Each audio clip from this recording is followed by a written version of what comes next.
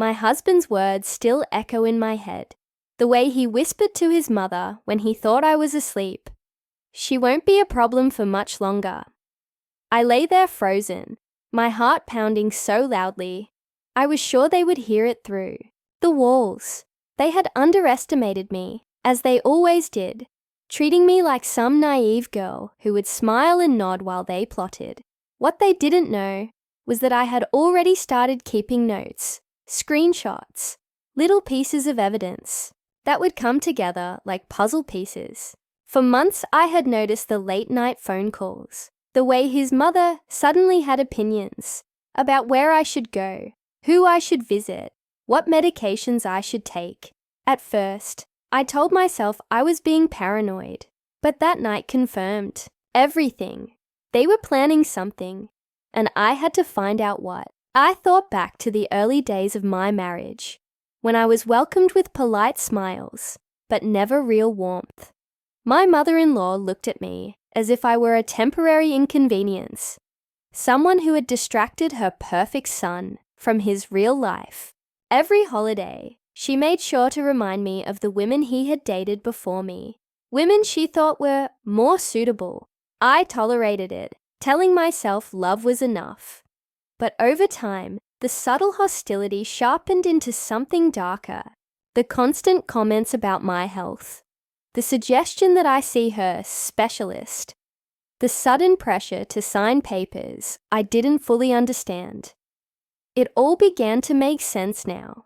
They wanted me out of the picture, but they didn't count on me catching on so quickly. The next morning, I pretended everything was normal, cooking breakfast and smiling at my husband when he shuffled into the kitchen.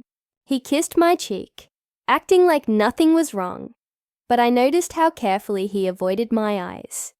He was hiding something, and I knew I had to be smarter, quieter, more patient than both of them combined. Because if they wanted a game, I was ready to play, and I was going to win. I started small, because I knew if I moved too quickly, they'd sense my suspicion. I went through the drawer where my husband kept bills and found an envelope tucked behind old receipts. Inside were documents with my signature, except I had never signed them. They were authorizations, giving him control over assets that legally belonged to me, property I had inherited from my grandmother. My chest tightened, but I stayed calm. I took photos of every page and slid them back exactly where I'd found them. That night at dinner, my mother-in-law watched me carefully as she served the food. She asked if I was feeling more tired than usual, her tone dripping with fake concern. I smiled, pretending not to notice the way my husband avoided my gaze again. I knew what they were doing.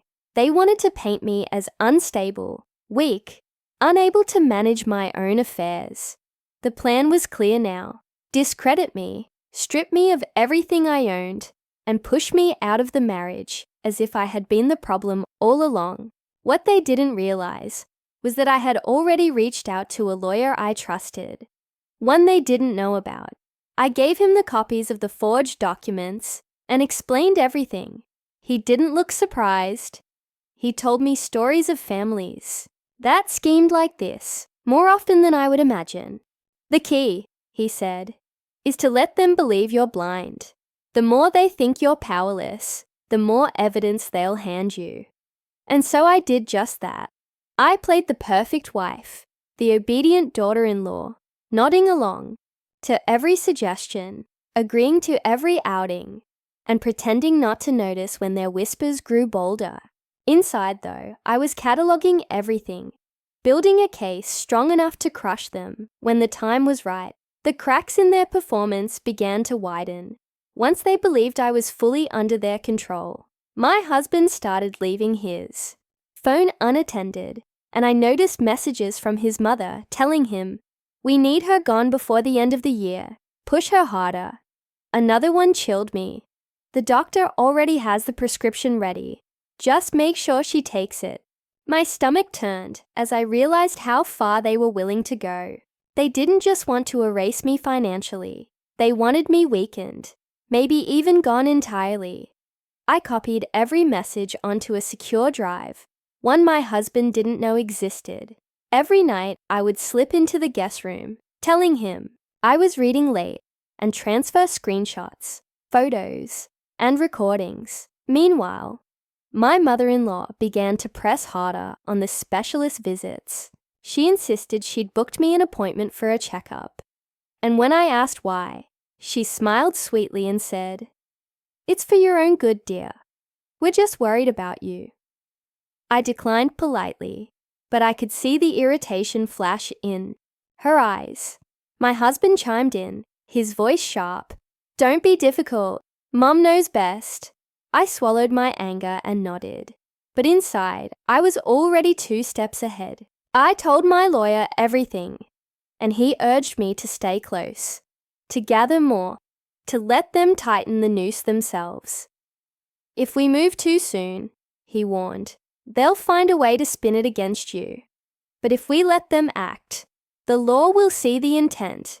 So I waited. And while I waited, I began securing my own future, in secret, moving funds to an account under my name only, contacting a realtor about a small apartment, and even confiding in a close friend who agreed to keep my documents safe. On the surface, I was the same smiling wife. Inside, I was preparing for war.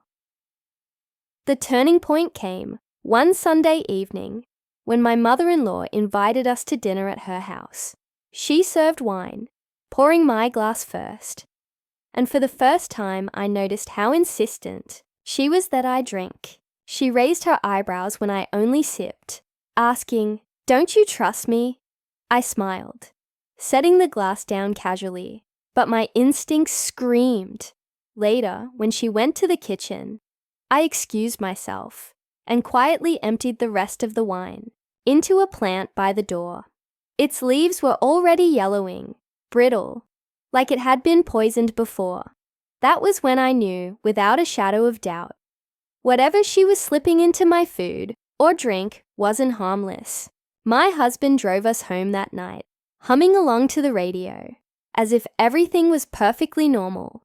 And I sat in silence, staring at his hands, gripping the wheel, realizing those same hands were guiding me toward destruction. Back at home, I locked myself in the bathroom, pulled out my phone, and recorded a shaky message. "If anything happens to me, look at my husband and his mother." Then I sent it to my lawyer and my friend. Along with all the files I had gathered so far, I stared at my reflection in the mirror, pale and trembling, but my eyes were steady. I knew now that survival wasn't just about patience. It was about timing. If they wanted to destroy me by the end of the year, I would make sure they were the ones exposed long before then. The next few weeks felt like walking a tightrope. My husband grew bolder, pushing forms across the table for me to sign, acting annoyed when I asked questions. "It's just routine paperwork," he snapped, his jaw tightening. I pretended to skim them, then smiled sweetly before tucking them aside. He didn't know I was forwarding every document to my lawyer the moment he left the room. Meanwhile, my mother-in-law escalated her performance of concern. She called daily, her voice syrupy, asking how I was feeling, reminding me to take the vitamins she had brought over in an unmarked bottle. I never touched them. Instead, I had them tested, and the results came back showing substances that weren't even approved for use here. I held the report in my hands, my fingers trembling, not with fear anymore, but with certainty. I wasn't crazy. I wasn't paranoid. They were actively trying to hurt me. My lawyer's voice was calm when I called him. "We're close. Let them think they're winning. Once we have proof of distribution and intent, this will be airtight." So I let them keep talking. I let my husband roll his eyes when I said, I felt tired.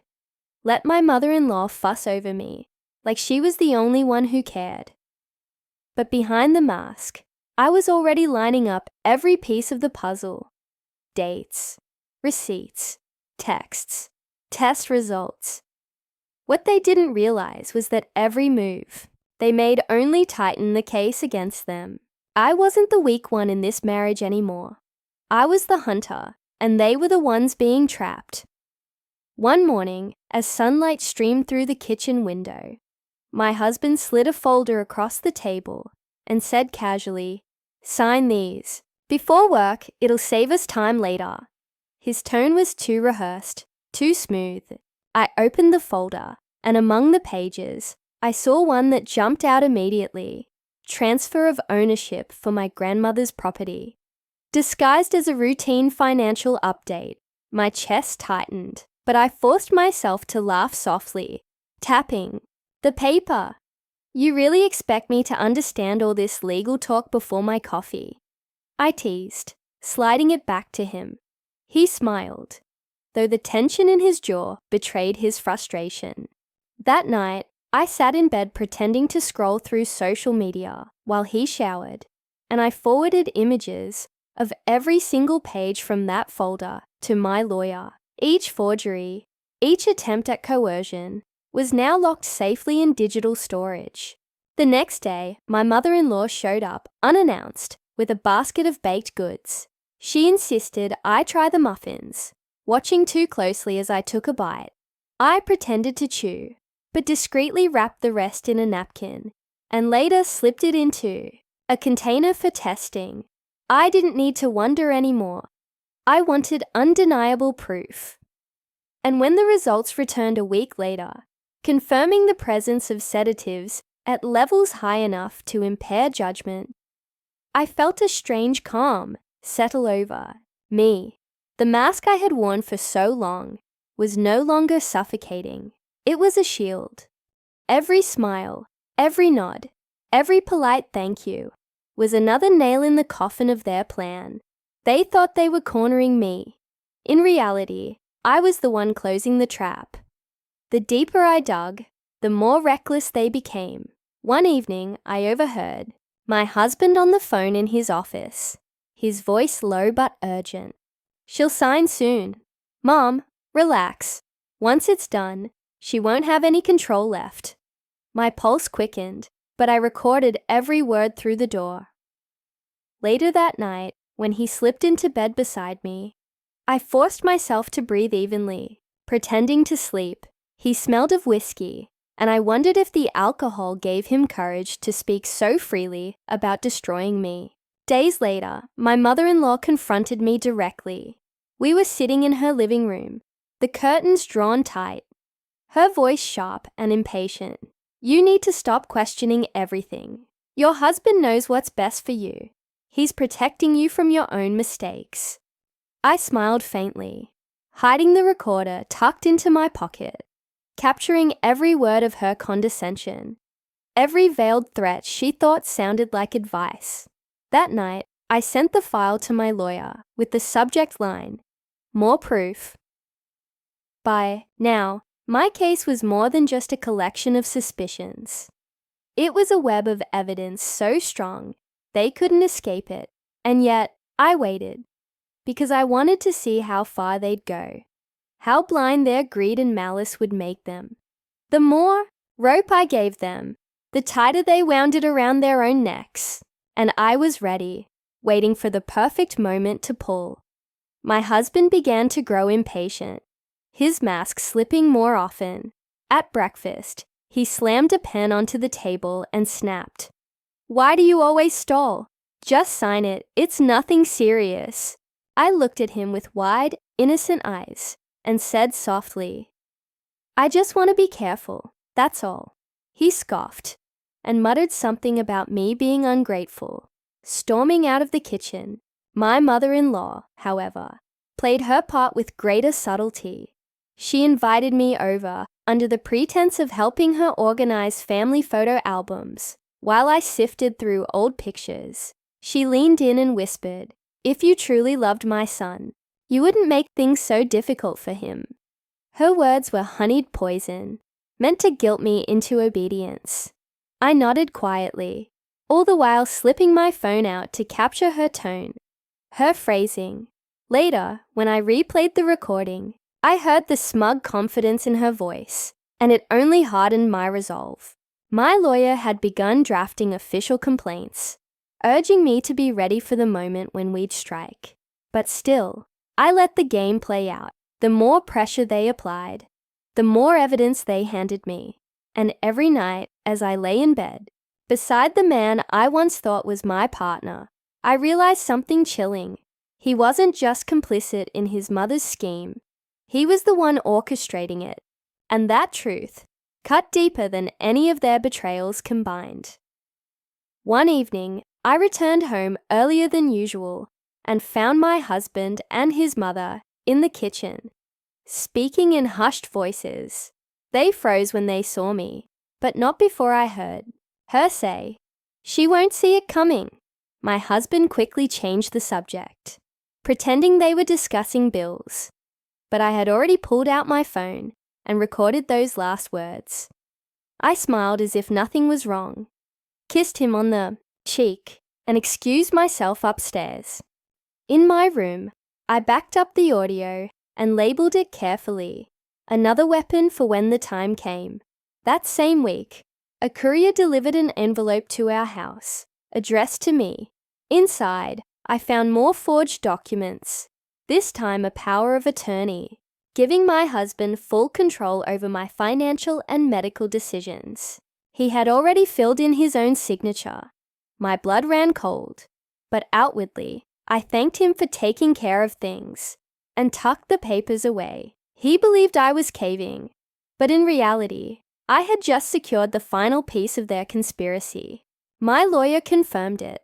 Combined with the sedative test results and the recordings, we now had undeniable proof of fraud, coercion, and attempted harm. Still, I played the obedient wife a little longer. I let them think they had won, that I was slowly bending to their will. But deep inside, I felt the shift. I wasn't just surviving anymore. I was preparing to strike, and when I did, neither of them would see it coming. The pressure reached its peak when my husband cornered me in the living room one night with the forged papers in hand. His voice was deceptively calm, but his eyes were cold. "It's just a formality," he said, pressing the pen into my palm. "If you really trust me, you'll sign." My heart hammered in my chest, but I forced a small smile and set the pen down gently on the table. "Of course I trust you," I whispered, "but I'm tired tonight. I'll look at it tomorrow." He stared at me for a long moment, his jaw tight, before storming off to call his mother. I could hear his muffled voice through the wall. "She's stalling again. What do you want me to do?" Her reply was sharper, angrier this time. "Then stop giving her a choice." That was the moment the last piece of fear inside me died. I wasn't the powerless wife they thought I was. I was the only one in this house with control. Later, when the house grew quiet, I sat on the edge of the bed, scrolling through every recording, every document, every test result. I realized I had enough to not only protect myself, but to bury them legally and socially. All I needed was to choose the right moment. They thought the end of the year would be my downfall. Instead, it would be theirs. The night after that confrontation, I decided to test just how far my husband and his mother were willing to go. I pretended to be careless. I left my phone face down on the counter while I cooked, humming softly as if I were lost in thought. What they didn't know was that the phone was recording every word as my mother-in-law came over and immediately launched into another hushed lecture. "She's too stubborn," she hissed at him, thinking I couldn't hear. "If she won't sign, we'll have to make her incapable of refusing." My husband muttered back, "I can slip it into her tea. She'll be too drowsy to argue." My hands tightened on the knife I was holding, but I forced myself to keep chopping vegetables as if nothing were wrong, even laughing at a joke she made when I turned around. Later that night, I locked myself in the bathroom under the guise of a long shower, and I listened to the recording over and over until the words etched themselves into my brain. This wasn't just greed. It was premeditated sabotage of my mind and body. And I had them caught, in their own voices, plotting what amounted to poisoning. The very next day, I went to the clinic under the excuse of feeling a little unwell. I asked the doctor to run a full panel of tests and told him carefully what I suspected without giving away too much.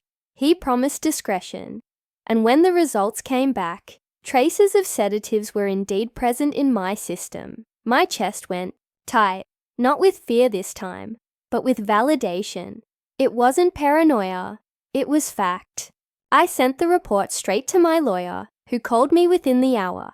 "This is it," he said. "We've crossed the line from suspicion to evidence of intent to harm. Don't confront them yet. Stay quiet. Let them keep handing us rope." His voice was steady, but I could tell even he was disturbed. He advised me to start securing safe spaces, friends' houses, a separate bank account, even a backup phone line.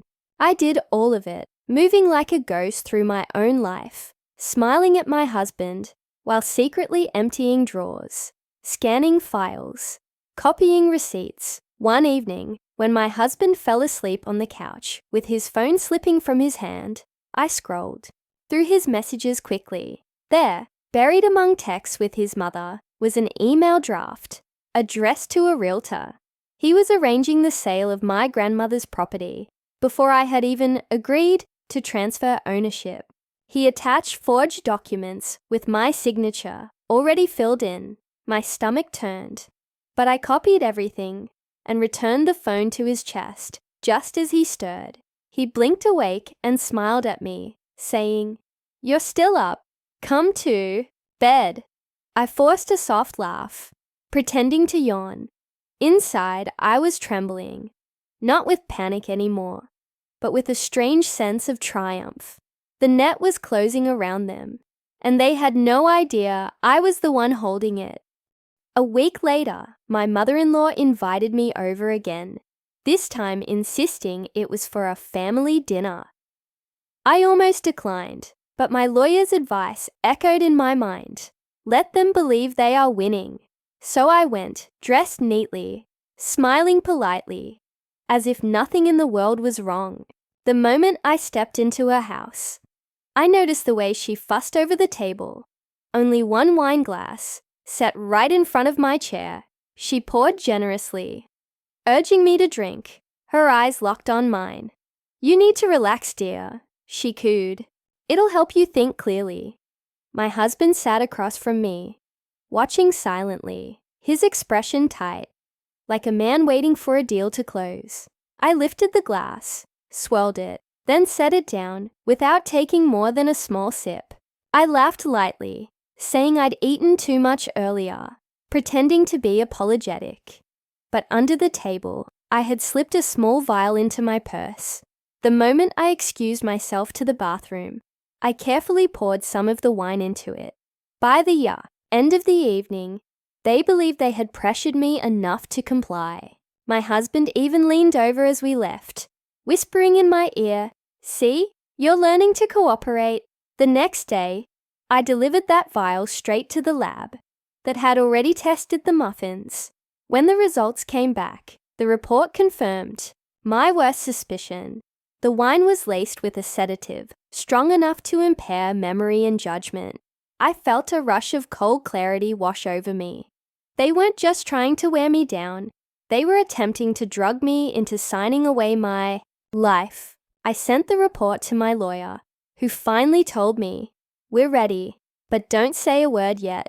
They need to take one more step, and then we strike."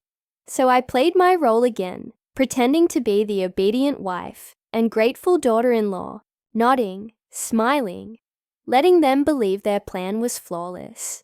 All the while, I organized every file, every recording, every lab result into a single, undeniable case, and each time I looked at my husband across the dinner table, I felt less like his wife and more like his executioner, silently counting down the days until I exposed him and his mother for exactly what they were, the final act of their scheme, unfolded quicker than I expected. One rainy Thursday evening, my husband came home, unusually cheerful, carrying a folder under his arm. He kissed me on the cheek, his voice light, almost mocking. "Good news," he said, dropping the folder onto the coffee table. "Mum, I went ahead and prepared everything for you. All you have to do is sign tonight, and this whole mess will be behind us." I opened the folder slowly, my hands steady. Despite the storm raging inside me, the documents weren't even subtle anymore. Power of attorney, property transfers, medical consent forms, all laid out neatly. My forged signature, faintly visible beneath lines. They clearly expected me to trace over. My husband sat across from me, eyes glinting, waiting for submission. I smiled faintly and said, "Let me make some tea first." He relaxed, nodding, thinking I was finally caving. In the kitchen, I turned on the kettle, but instead of tea, I pulled out my backup. Phone snapped quick photos of every page and sent them to my lawyer with one word. Now, my heart pounded, not from fear anymore, but from the electric certainty that their game was about to collapse. When I returned to the living room, I set the papers aside and told him gently, "I'll look at them tomorrow. My head's too foggy. Tonight." He sighed, frustrated, but didn't push harder, muttering something about me being difficult as always. What he didn't know was that by morning, my lawyer had already filed the evidence. The police were briefed, and protective measures were being lined up for me. But I played my part one more time, pretending nothing was wrong. The next day, we had lunch with his mother, and she smiled smugly across the table, leaning in close to whisper, "Once you finally sign, you'll thank us. We're only trying to make sure you don't ruin everything." I looked into her eyes, forcing mine to glisten with fake tears, and whispered back, "I know." She smiled, satisfied, and for the first time in months, I felt no fear at all, only the delicious knowledge that the trap was about to snap shut around both of them. 2 days later, the moment arrived. My husband and mother-in-law sat me down at the dining table, the documents already laid out, pens lined up neatly beside them. She clasped her hands together, her smile stretched too wide, and said, "This is it, dear. Once you sign, all the stress will be gone. You'll be taken care of, and he'll handle everything." My husband leaned forward, his voice low, coaxing. "It's for your own good. You know you can't keep up with all the responsibilities anymore." The air was heavy with their expectation, their certainty that I was finally broken. I looked down at the papers, at my forged name scrawled across places I'd never touched, and I felt a wave of calm wash over me. I lifted the pen slowly, twirling it between my fingers as they both watched with greedy eyes. Then I set it down, folded my hands on the table, and said softly, "I'll sign, just not here." Confusion flickered across my husband's face. "What do you mean, not here?" I smiled gently, tilting my head. "At the lawyer's office. He can explain it all to me, and I'll sign everything in front of him. That way it's official, right?" For a split second, panic flashed between them. A silent exchange they couldn't hide. My mother-in-law's smile faltered, her voice sharp. "There's no need for that. We've already arranged everything." My husband's jaw tightened, his hand gripping the table. "Don't make this harder than it has to be," he hissed, leaned back in my chair, my heart steady, my voice clear. "If you want me to sign, it will be at the lawyer's office. Otherwise, it doesn't happen." The silence that followed was deafening. They hadn't expected resistance. Not like this, not with such calm certainty. Finally, my husband shoved the papers back into the folder, muttering, "Fine, we'll do it your way." But the tremor in his voice told me everything. He knew the plan was crumbling. That night, when he fell asleep. I forwarded the day's recordings to my lawyer. He called me immediately, his tone almost triumphant. Perfect. They've revealed. Intent on tape again. Tomorrow morning, we'll meet with the authorities. For the first time in months, I allowed myself to breathe deeply, to imagine what life would look like once I was free of their grip. They believed they were closing in on victory, but in reality, they had just walked straight into the final snare I had set for them. The morning of the meeting, I woke before dawn, the house still and quiet. I dressed carefully, slipping my files and backup phone into a bag I had hidden in the back of my closet. My husband stirred in bed, asking drowsily where I was going so early. I kissed his forehead, smiling sweetly, and whispered, "Just errands." He mumbled something and rolled back to sleep, completely unaware that by the end of the day, his world would collapse. At the lawyer's office, everything moved quickly. He had already alerted the authorities, and 2 investigators sat waiting with calm, professional expressions. I laid out the evidence, the forged documents, the lab results, the recordings of their whispered conspiracies. One investigator glanced at the stack of papers and said, almost to himself, "This is airtight." My lawyer nodded, his tone firm. "We've given them all the rope they needed. Now it's time to let the law do its work." Later that afternoon, I returned home as if nothing had happened. My husband and his mother were in the living room, whispering again, the folder of papers spread out on the table. They looked up, clearly irritated. My mother-in-law said briskly, "We need to finish this tonight. No more delays." I walked past them calmly, pouring myself a glass of water, my hands steady, even though adrenaline surged through me. "All right," I said, turning to face them. "Tonight sounds perfect." They exchanged a satisfied glance, mistaking my composure for surrender. But what they didn't know was that I had already signed the final document that morning, an affidavit sealing their guilt. And by then, investigators were preparing warrants that evening. Just as they tried once again to push the pen into my hand, there was a loud knock at the door. My husband froze, his mother's smile flickering. The knock came again, sharper this time, followed by voices announcing themselves. I set the pen down, folded my hands in my lap, and whispered, "I think that's for you." The moment the door opened, 2 officers stepped inside, their voices calm but firm, as they asked for my husband and his mother by name. Confusion twisted across their faces, then anger, then a flash of panic, as the folder of forged documents lay wide open on the table between us. My husband stammered, trying to play innocent, but the officers already had copies of everything. My mother-in-law snapped, her voice shrill, "This is a mistake." We were protecting her. But the investigators didn't flinch. They'd seen the lab reports, heard the recordings, read the emails. One officer calmly placed the forged property transfer in front of my husband. "This is your handwriting," he said. My husband's face drained of color.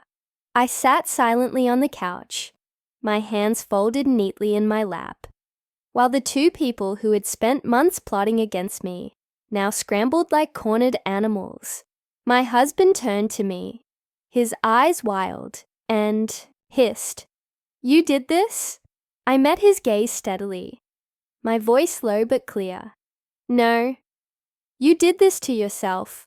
His mother lunged forward, pointing a shaking finger at me. "You think you've won? You're nothing without us." Her voice cracked, desperation replacing her usual arrogance. I didn't answer her. I didn't need to.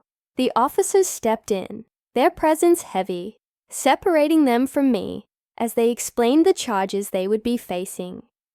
As they were escorted out, my husband tried one last time to twist the knife, shouting over his shoulder, You'll regret this. You'll regret losing me. His words echoed down the hallway, pathetic and hollow. I closed my eyes for a moment, letting the silence that followed settle into my bones. For the first time in months, maybe even years, the air in my home felt clean, safe. That night, after, the officers left with my husband and mother-in-law in custody. I walked through the house in silence. Every room felt different, lighter, freer, like the walls themselves were finally breathing again. I stood in the kitchen where they had whispered about sedatives, where wine glasses had been laced with poison, and for the first time I poured myself a drink without fear. I thought back to the countless evenings I had smiled across the table, while secretly cataloguing every betrayal, every forged page, every lie. The weight of it all pressed against me, but instead of breaking me, it had forged something unshakable inside. The following week was a blur of court filings, statements, and meetings with investigators. The evidence spoke louder than I ever could. The forged documents, the recordings of their own voices plotting against me, the lab tests showing drugs in the food they pushed on me.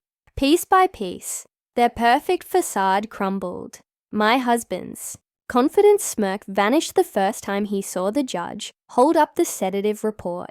My mother-in-law tried to spin herself as a concerned parent, but her own words on tape betrayed her. They had built their scheme on arrogance, and now they were both trapped by it. When I returned to the lawyer's office, after their arraignment, he handed me a folder of my own, papers securing my assets fully, making it impossible for anyone to touch what was mine again. "You've won," he said simply, and for the first time, I believed it. I left that office, not just with documents, but with something far greater, proof that I had been right to trust myself when everyone else tried to gaslight me into silence. At home, I packed a small suitcase, locked the front door, and walked out into the crisp evening air. I didn't know exactly where I was headed yet, but I knew it would be somewhere far from their shadows. I wasn't running anymore.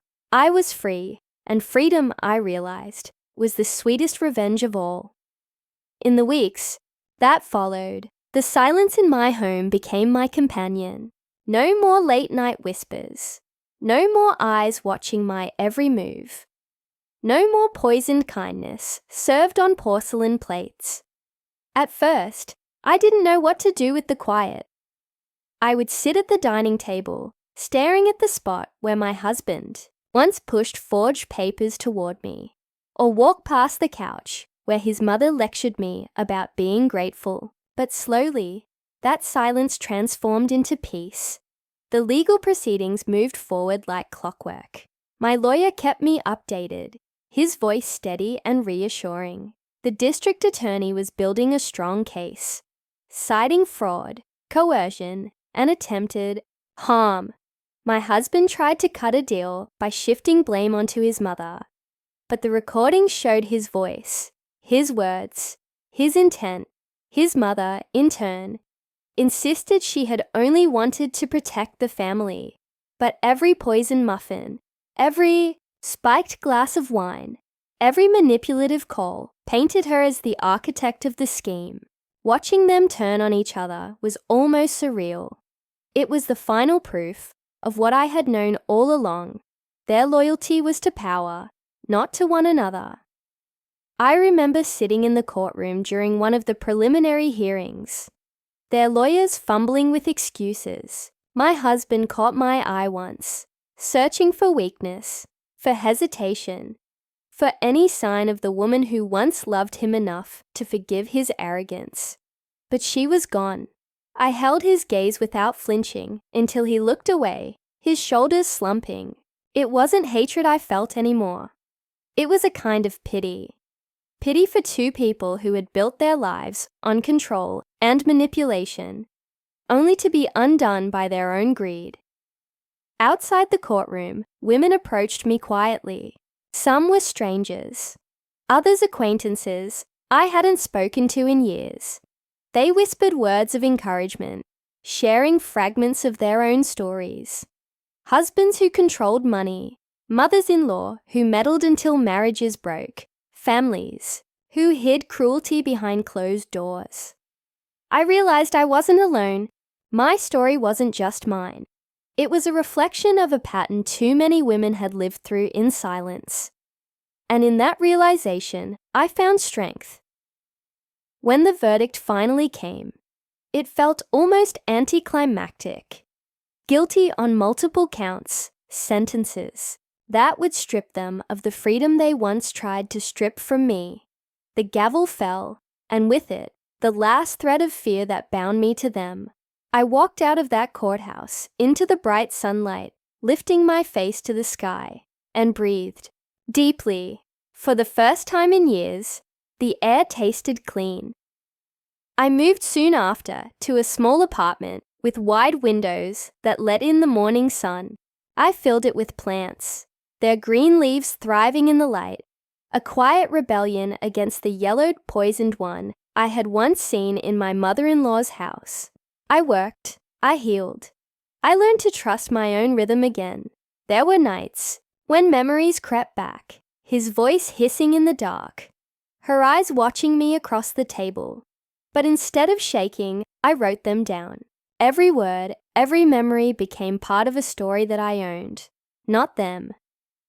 Sometimes people ask if I regret anything.